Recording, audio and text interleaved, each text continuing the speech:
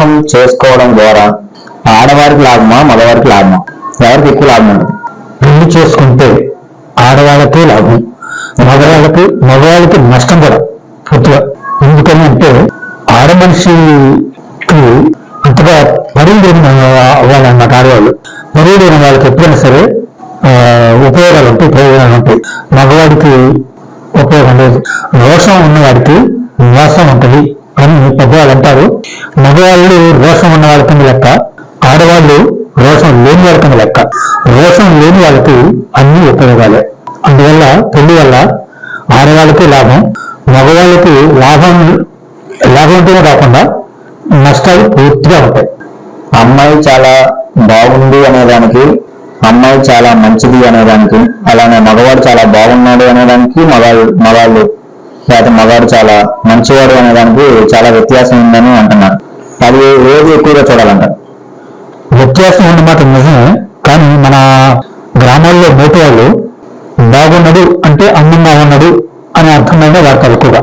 కానీ అసలు మాత్రం నాకు బాగా తెలిసిన వాళ్ళు, మనం చదువుకునే వాళ్ళు మాత్రం బాగున్నాడు అంటే అందంగా ఉన్నాడు అని అర్థం, మంచివాడు అంటే స్వభావం మంచిది అని అర్థం అనమాట. మూడవాళ్ళు మాత్రం మంచివాడు అంటే అందంగా ఉన్నవాడు అని అర్థం చేసుకుంటారు, మంచిది అంటే అందంగా ఉన్నది అని అర్థం చేసుకుంటారు. మనం ఎక్కువగా వివాహ జీవితాల్లో చూస్తే, వివాహ జీవితంలో భార్యాభర్తల మధ్య ఏమైనా గొడవ జరిగినట్లు భార్య పుట్టింటికి వెళ్ళడం అట్లా చేసింది. మళ్ళీ భర్త వెళ్ళి భార్యను తెచ్చుకుంటున్నాడు కానీ భార్య తనంతకు తెలుసుకొని తన తప్పును తెలుసుకొని కానీ లేకపోతే ఆ గొడవలో సర్దుమని తెచ్చుకొని కానీ మళ్ళీ తిరిగి అత్తారింటికి రావట్లా. అయినా సరే సమాజం మగవారిని వెళ్ళి తెచ్చుకున్నా సరే సమర్థిస్తుంది, కానీ ఆడవాళ్ళు మాత్రం మెచ్చుకుంటున్నారు. దీన్ని మీరు ఏమంటారు? ఇది పూర్తిగా నిజం. కోపం వచ్చి పుట్టింటికి భార్య వెళ్ళిపోయినా కూడా ఒకవేళ ఆమె పశ్చాత్తాపడి మళ్ళీ భర్త దగ్గరికి వద్దామని అనుకున్నా సరే ఆమె మాత్రం చచ్చినా రాదు, కనబడతాను వినిపించుకొని వద్దామనే ఉద్దేశంతోనే ఉంటున్నారు మనిషి. ఇంకొక విచిత్రమైన విషయం ఏంటంటే, భర్తకి భార్య అంటే ఇష్టం లేకపోయినా సరే తట్టుకోలేక జనంతో భార్య ఊరికి పోయి బతిలోకి తెచ్చుకుంటారు. ఇష్టం లేకపోతే సరే బతిలోకి తెచ్చుకునే బాధ్యత ఎప్పుడు మగవాడివే. బతిలో ఉంచుకొని వచ్చే లక్షణం ఎప్పుడైనా ఆడ మనిషి. ఇప్పుడు భార్యాభర్తల మధ్య గొడవల్లో భార్య తప్పు వల్ల తనని తిట్టడం గాను లేకపోతే సంథింగ్ జరిగి భార్యను పంపించేశారు, అయినా సరే తన తప్పును తెలుసుకొని రాకుండా మళ్ళీ భర్త వెళ్ళి తెచ్చుకోవడం అనేది నాకు నచ్చదు. కానీ జనం మాత్రం ఆడవాళ్ళ వైపు ఉంటారు, దాన్ని కూడా సమర్థిస్తున్నారు. వాళ్ళు పూర్తిగా తెచ్చుకోమనే చెప్తున్నారు. తెచ్చుకోమని చెప్తారు, తప్పడే కాకుండా బలంతో కూడా చేస్తారు.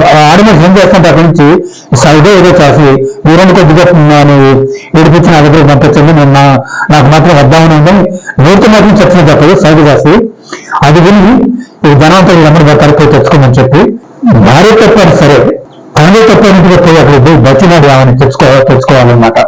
అట్లనే సెక్స్ కోసం కూడా ఎంత ఇష్టమైన ఆడదాని సరే ఆడది ఊపిరిపోయినా అడగదు అని అంటారు జనం. ఏడు తేలిరు వేరాలుగా కాతున్నాడు అతను కూడా అన్నమాట. ఆడది మాత్రం ఊపిరిపోయినా అడగదు అంటే అర్థం ఏంటంటే ఆమెకు ఇష్టమైనా సరే ఆమె అడగదు. మగవాడికి ఇష్టం లేకపోయినా సరే మగవాడు అడగాల, ఇష్టం లేకపోయినా సరే అడగకపోతే ఏం బతకనవాడు. ఆమెకు ఇష్టం ఉంది నువ్వు అడుగు బతినాడు, అమ్మ నీ దయే నీ లేకపోతే నేను బతకలేండి అన్న ఇష్టం లేకపోతే సరే అన్న మనిషిని అట్లా అనగాక జనం వదలరు. అందుకని ఆడది ఊపిరిపోయినా అడగదు, మగవాడే అడగాలి. అడిగిన తర్వాత కూడా అంత తేలిగ్గా ఒప్పుకోదు. తేలిగ్గా ఒప్పుకున్న అర్థానికి విలువ లేదు అంటారు. నోటి భాష అంటారంటే అనాలంటే విలువ లేదు అంటారు.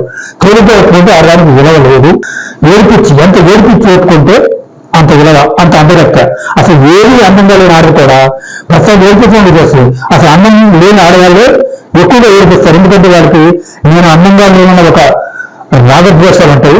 ఆ ద్వేషాల వల్ల వీడు ఎక్కడికి పోతే ఎక్కడైనా సరే నా బలం పట్టుకోలేడు కాబట్టి ఏడిపించి ఎర్రమని చేద్దామని చెప్పి అందంగా లేని ఆడడానికి ఎక్కువ కోరుకుంటుంది.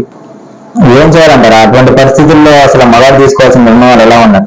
ఇది భార్య తప్పు జరిగి భార్యను పంపించేశాము, కానీ నేను చూస్తున్న పరిస్థితులు ఎలా ఉన్నాయంటే మళ్ళీ భర్త వెళ్ళి భార్యని వెళ్ళి తెచ్చుకునే పరిస్థితి.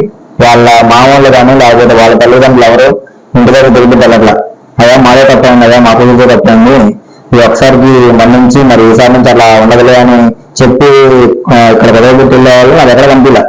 పూర్తిగా నిజం, పూర్తిగా ఇలాగే జరుగుతుంది. అటువంటి పరిస్థితుల్లో మగాడు తీసుకోవాల్సిన నిర్ణయాలు ఎలా ఉండాలంటే మగవాడు అసలు రాజధాని పర్వాలేదు అని చెప్పి ఆయన తీసుకురాకుండా ఉండాలి. ఎంత జనం ఒత్తిడి తెచ్చిపెట్టినా సరే నువ్వు నీ రాకపోతే నాకు ఏం పర్లేదు, నువ్వు అక్కడే ఉండు అని చెప్పి పద్ధతి మంచిది.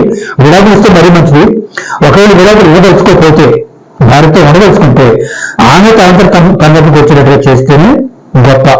ఈ వీళ్ళు ఒక అతను మాత్రం ఉన్నాడు. అట్లా భార్య పుట్టింది పోయింది, పోయినా సరే లెక్క చేయలేదు.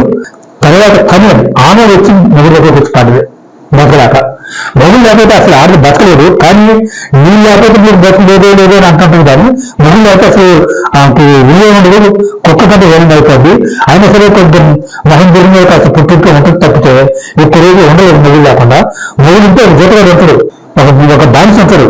ఆ బానిస లేకుండా ఎన్నాళ్ళని బతుకుంది ఆర్మర్స్. అయినా సరే తన ప్రెస్టేజ్ కోసం, తన డిగ్రీ కోసం, 100% డిగ్రీ అంటారు, తన డిగ్రీ కోసం ఆర్మర్స్ మూలుకొని ఉంటుంది. ఆ మూలుకొని ఆర్మర్స్ మూలుకొని నుంచి పని ఆమెను మాత్రం సాగలేకుండా ఉన్న మగవాడు.